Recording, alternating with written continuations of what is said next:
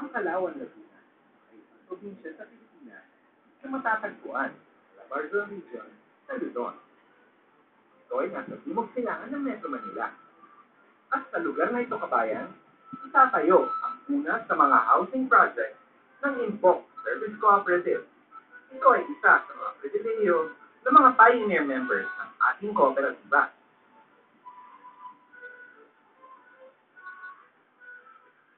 Maliwalas na paligid, preskong ihip ng hangin, mga himig ng ibon at malinis ang kapaligiran ng ating Inpoc subdivision.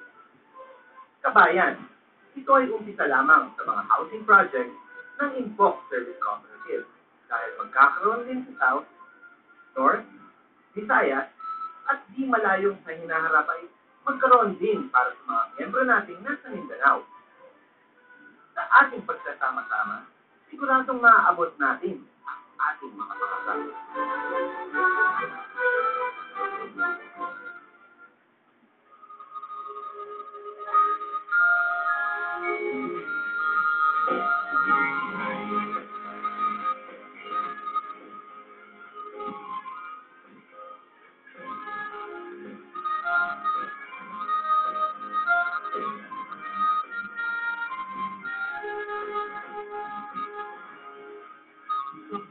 At diwa ay nagkakaisa sa lungkot at saya, sa mga pagsubok ay magkakasama. Hindi sumusuko sa anumang laban, kahit man nasaan ang tibay ng loob, di matatawaran. Ang Pinoy at ito, ang siyang ng bawat Pilipino, sa pagkakaisa at sa pagmamahal ng bawat tao. Sa mundo, ang Pinoy at ito, kasama mo sa bawat oras, di ka iiwan kahit na kailanman maaaksan. Pagkatulay ng bayan,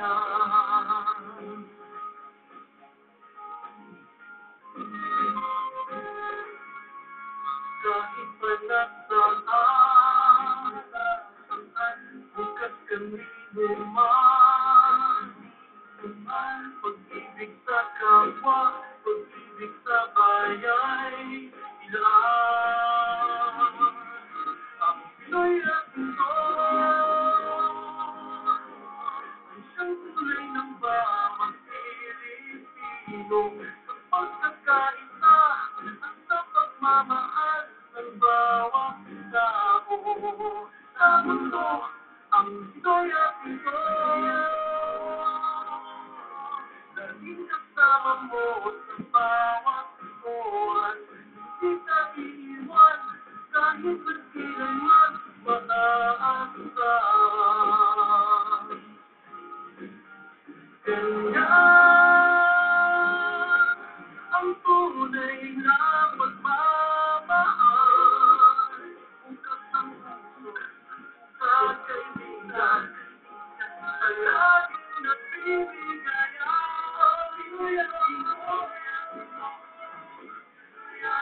Ang tunay ng bawat Pilipino,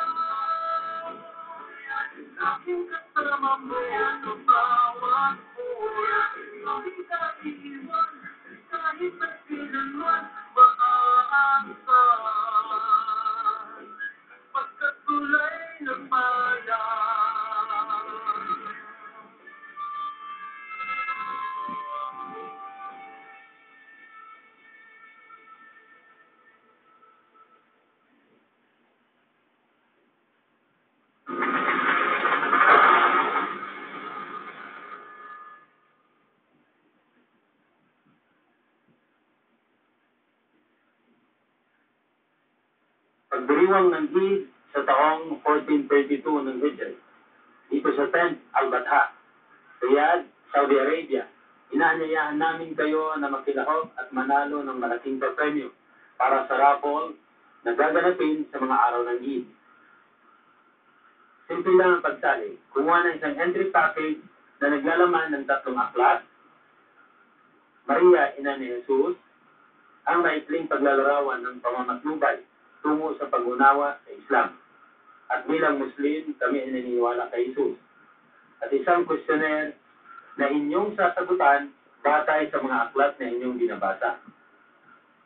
Ihulog ang inyong entry sa buson na matatagpuan sa harap ng tent hanggang sa bago sumapit ang unang araw ng Eid upang makasama sa aming final list na bubulahin. Maaaring ikaw ang manalo ng grand prize na isang kotse o iba pang mga major prizes katulad ng mga motorsiklo, laptop, computer, desktop computer, iPad, iPod, round-trip ticket Riyadh, Manila, Riyadh, mobile phones, home appliances, watches, assorted jewelry, at marami pang iba. Isang entry lamang po ang maaari ninyong ihulog upang makasali. Anumang entry ang sumobra ay maaaring magaliwala. Para sa karagdagang impormasyon, magsadya sa tent o tumawag sa telepono bilang o bisitahin ang aming website www.islamcocg.com. Mga kabayan, maraming salamat po sa mainit ninyong pagtanggap sa Inco Cooperativa.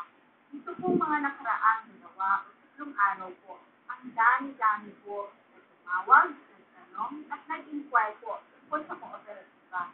At gusto ko po naramdaman ang ito sa isang pagtanggap sa Cooperativa. Hinarapan ko po na ako ang personal na mag-explain sa inyo ngayon kung ano ba talaga ang Inco Cooperativa para po sa mga interesado pero hindi po nangyayawat. Mabuti po kasi hindi po maintindihan bakit po kayo sumali. Unang-una po sa tanong na ano ba ang Cooperativa? Alam niyo po, ang Cooperativa ay para rin po incorporation. Ito po ay isang negosyo. Hindi po ito isang posisyon o isang organisasyon na hindi lamang po. Ang Cooperativa po ay negosyo. Negosyo na binubuo ng mga miyembro. Instead po na magkakasi corporation po yan o mga negosyante, you register it kasi Exchange Commission. Pero po, pag Cooperativa po, i-register it sa CBA, sa Cooperative Development Authority. Ito po, kaya po hinaw para po hinihan ninyo na Inco Cooperative is a business by itself. Hindi ko po ito pag-aari, kundi pag-aari po ng lahat ng miyembro. Mga kabayan, ako po ay nagsinegosyante ng maraming taon at alam ko ang pagkira ng pagsinegosyo. Minsan, gusto man natin, tayo o mediation. Kapag wala pong kapital, ito ang naging problema. At alam ko po, kailan ang problema ng maraming kababayan natin. Ang Inco Cooperative po ay sama-sama natin pag-uumpitahan at palalagyan. Ito po ay gagawin ko lamang po sa umpisa para matulungan ko po kayo. Hindi po biro ang marinig at malaman ang lahat ng daing ng aking mga kliyente o ng mga taong nakakausap ko sa radyo. Ito po ang isang nagbilang sa akin para tulungan ko po kayo na maabot ang inyong mga pangarap. Kabayan, hindi po ito isang organisasyon na kung saan ang isipin mo ay ang kikitain lang ng pirasong pera na iyong inalagay. Ang Inco Cooperative po ay open lamang sa mga OFW na nagtatrabaho sa UST. Ako po ay nanirahan sa UST ng higit sa taon. Sa tagal ko po na nandaan, alam ko po ang pakiramdam, trabaho, pero walang ginagawa. Kaya po ang Inco Cooperative open lamang po sa mga OFWs po na existing ngayon dyan sa UST. Ito po ang panahon Kung bakit po ito po? Dahil wala pong kasiguraduhan kung ano ang kahihinatnan natin bukas.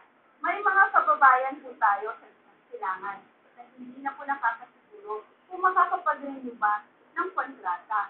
Hindi tayo kababayan na ilang taon na po na nag-iisa pero walang uwian dahil walang kapital para man lang mag-umpisa ng napakaliit na negosyo.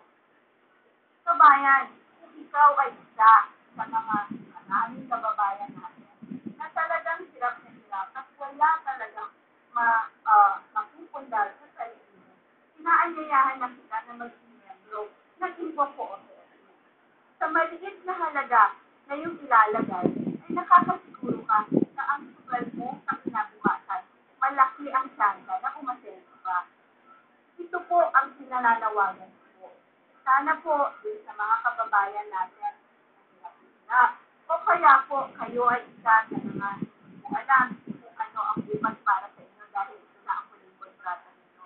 Sana po pag-isipan ninyo kung ano ba ang balak ninyo sa kinabukasan. Kabayan, hindi po lahat ay tinatanggap namin sa Info Cooperative.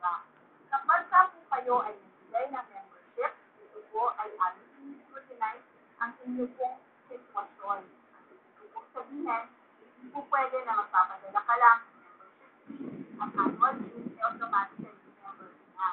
Kasi po ito ay inilalaan ko po sa kakaunting miyembro lang po na pwede kong gabayan, bantayan at siguraduhin na ang kinabukasan niyo po ay makakaasa kang maliwanag. Kaya, sa huling pagkakataon sa bayan, ang Info Cooperative po para sa ating mga OFW sa region na alam po ninyo o natatakot kayo sa sarili ninyo dahil hirapan na sa kinabukasan. Ito na ang pagkakataon ng kabayan. Sa halagang $220, makakapag-umpisa ka at makakaasa ka na may negosyo kang alam mo balang araw ay lalaki. At ito ang iyong masasandalan sa kinabukasan. Kaya, ako sa'yo, sana, nasa puso mo ang paghihirap, pero ang pagnanais na magpaunlad sa kinabukasan, tumaya ka na. Huwag ka lang magpatumpik-tumpik.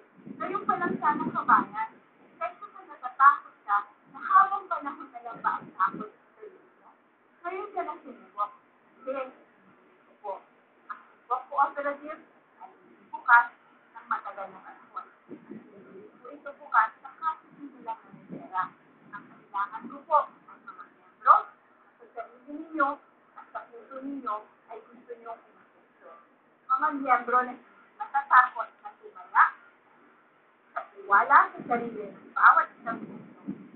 Kung may alinlangan po kayo, pagdududa, o mga maraming tanong sa isip ninyo, marami pong ibang organisasyon, marami pong ibang ahensya na pwede niyo pong lapitan.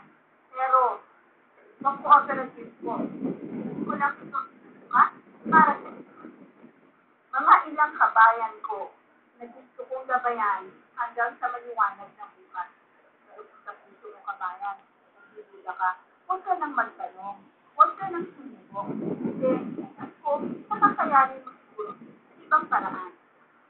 Ang Info Cooperative po ay para sa iyo, kabayan, na hanggang ngayon, walang naipon, walang napundar, wala pang kinabukasan na mapanghahawakan. Ikaw ang gusto ko ng miyembro ng Info Cooperative. Ito po ay bukas pag ilang araw na lang po. Dahil when I reach the first 500, I will close the acceptance for Info Cooperative. Dahil mas mabuti na po na ang 500 tao hanggang maximum 1,000 ay personal kong magagabayan. Kaya, ikaw ang sinasabi ko, tumawag ka na at mag-miyembro ka na.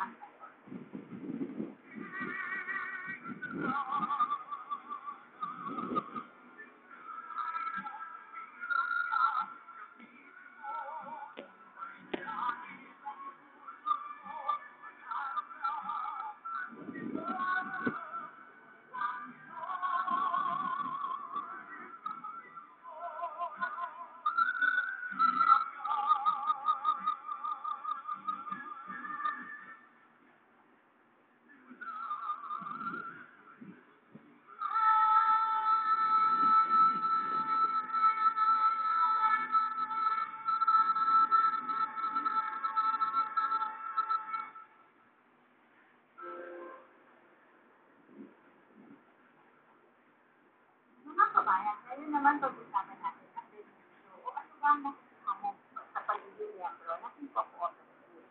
Unang-unang po dyan sa bayan. Kailangan mo ng kapital sa negosyo. So, matutulungan ka ng Inco-Cooperative. Pero, dahil gusto ko kayong gabayan, bago kuman po kayo agad ng mga kailangan, maturuan muna namin kayo kung ano ang dapat na negosyo para sa inyo. Dahil dito po pumapasok ang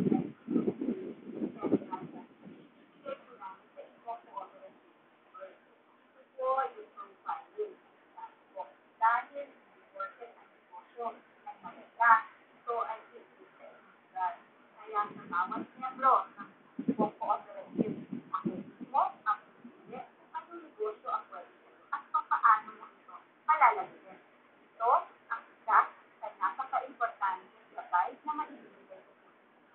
Parang nanay na nagtuturo sa kanyang anak kung paano siya maglakas sa makatayo sa kapag ka meron ka ng negosyo at meron ka ng finances, po, ay halos pre-approved sa mga first 500. Ako po mismo ang maghahanap ng magpapawisan sa inyo. Iba po kaya ng cooperative na mapaunang kayo. Siguraduhin ko po, makahanap tayo ng mga pwedeng magpautang at magtiwala sa mga nito. Ang ikatlo po na napaka-importante ay ang paninitiro ng pag-aal. Ito po ay hindi ko po ibigay sa lahat po ng miyembro ng Inco-Cooperative. Hindi sa mga unang nagtiwala at sabay sa akin sa pagtayo nito.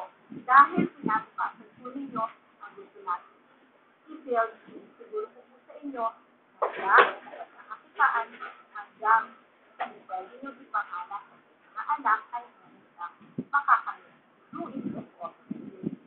Ang housing po natin ay i-build natin po sama-sama po tayo. In that community, my vision is to build one community po na nandun pati ang pagkakakitaan po ng bawat ito. So within the subdivision po, itatayo po yung cooperative para sa mga miyembro nito, nakakasiguro ka na maglalagay tayo po doon ng pagkakakitaan ng bawat pamilya ng ating mga ito. Kung hindi ka naman natakot, kung sa lugar na yun, huwag kang matakot sa bayan. Kasi every step of the way, siguro ko na ito ay pinag-aaralan. Sa pagkakataon naman na gusto mong umayaw, pwede sa bayan, hindi ka hahawakan sa liit ng habang buhay. If you wanted to terminate, all you have to do, get in the community, na ayaw mo lang maging member ng cooperative. So, kung ano naman po ang naitulog ninyo ng cooperative, ay ipabalik namin sa iyo ng buong mundo. So, ito lang po, ang membership fee, ang wagin po ninyo ay kapital na gagamitin natin. Ako, makakasiguro po, kapag naumpisahan natin, tuloy-tuloy ito hanggang mabalang natin. Kung paano ko po naalagaan ang choice at activity na siguro ka kung gano'n ko rin mamahalin ang ito. Ang isang palang tanong, bawat na, at kailan ba magkakakasuparan ang mga benepisyo nito? Kabayan, kaya tayo ni Martin Ente para masiguro na ang bawat isa sa atin ay nagsisigap na magkakasuparan nito. At ito po ay isisahan natin sa ating pag-ibig. A member has to be active at least for 6 months bago namin ibigay sa iyo ang health school. Hindi pwedeng nag-member ka ngayon, next month ay magsisigapang na. Kasi napaka-unfair naman yan dun sa mga miyembro na gusto lang na mag-umpisa at magtayo para sa kinabukasan. So, dapat pantay-pantay din tayo. After 6 months of your membership, dito ka pa lang pwede mag-umpisa na mag-health school. Kasi nakakasiguro ko time na itatapusin na ko lahat ng mga rules at system. At dalawa po, ang membership ay babayaran po ninyo hanggang kaya ninyo. Kung sabihin, hanggang may trabaho ka kabayan, dun sa middle year, magpulog ka na. Pero sa pagkakataon, matapos ang kontrata o hindi ka na makakapalit, hindi ka na obligado magpulog ng annual fee. Kasi after 1 year, lahat ng services natin. Kaya ngayon pa lang, personal ako na nagsasabi sa inyo, kung kaya niyo naman na bayaran na ang annual fee, bayaran niyo na po. Para nagtatapos ng pera sa bank. Sa huli-huli po, ito po ang aking pangyayaran. Sa mga nagtatanong po ng mga interest, meron pa kasi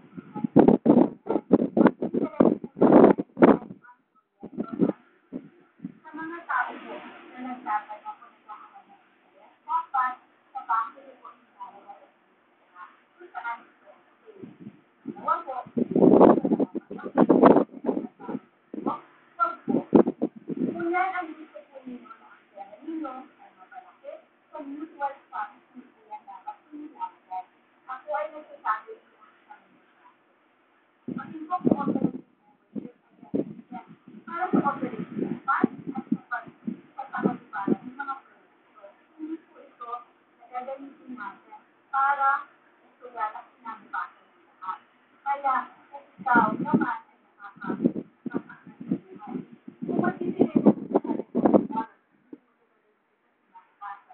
hindi po ba masarap ang pakiramdam na nakatili ka sa ilang minuto dahil lang sa $200?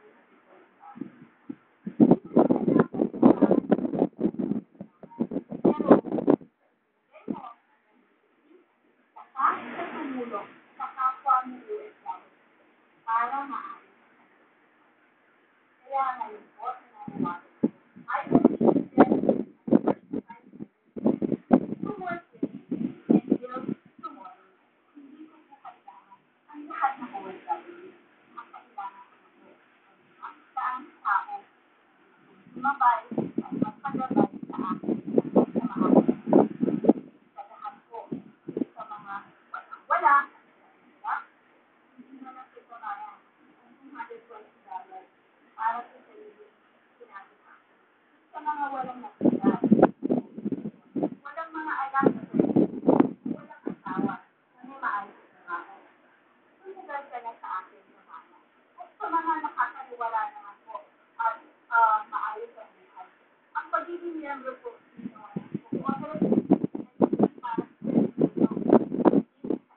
sa pagkakaliwan ng kinabukasan na kapwa natin at sa babayan natin na nangangailangan ng advice at nangangailangan ng tao. Yan mga kabayan, aking po cooperative. Kaya sana, ngayon po ay mag-membro na kayo. Dahil in the next few days, when we reach the 500, ang mga susunod na mga miyembro po ay magiging regular members na lang po. Hindi na po ito ang mga personal kong gagabayan, kundi ang 500 na ito po ang gagabay sa mga susunod. Kaya sana makasama kita sa pagtataguyod ng panibagong